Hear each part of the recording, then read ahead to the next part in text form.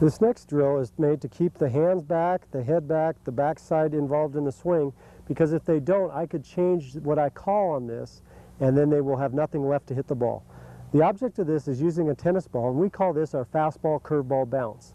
What I'm going to do in a moment is just drop the tennis ball directly down. I don't want to give it a shoving action because it could be going off in a direction. Ryan's objective is to listen to what I call. If I call fastball and when I let it go and it bounces on its way up, he wants to hit it before it gets to the top of its apex. If I call curveball, he's going to let it hit, go up to the top, and then come back down.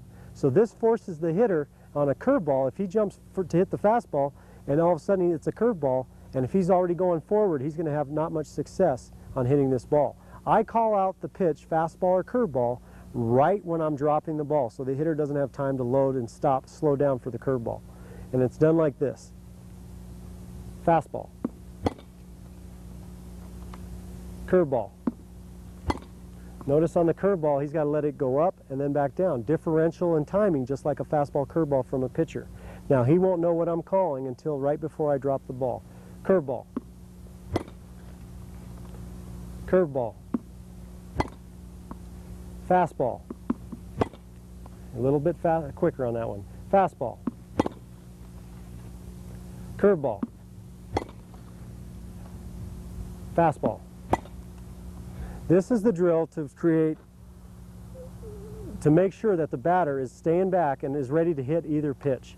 Oftentimes where the head's jumping or the no backside comes into play is on the off-speed pitch because they're jumping at the ball and having too much movement, alleviating their lower body. So this is a simple drill done with tennis balls, fastball, curveball, bounce.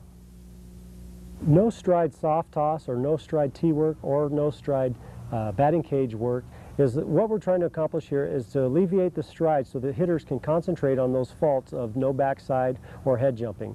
If they don't stride, their head will have a tendency to stay still. And also, they'll create a more of a conducive atmosphere to want to use their backside.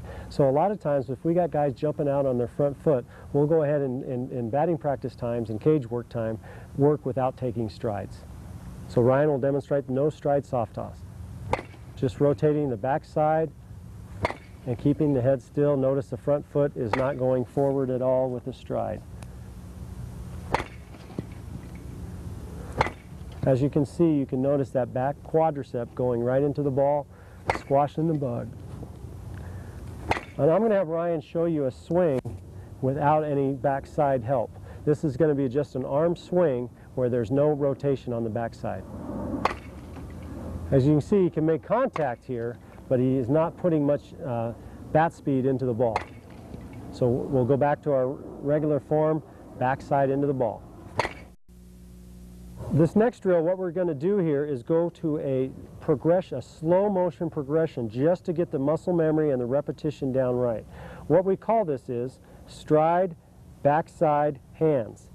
As the soft toss feeder, what I'm going to do is I'm going to have the batter stride, backside, commit the backside, and then hands, swing the bat. Let's take you through that one more time. Stride, backside, and then hands. Notice the hands have not gone forward until after he's committed his backside to the ball. When I say hands, that is when I will flip in the ball for a soft toss position. All right, here we go. Stride, backside, hands. Stride, backside, hands.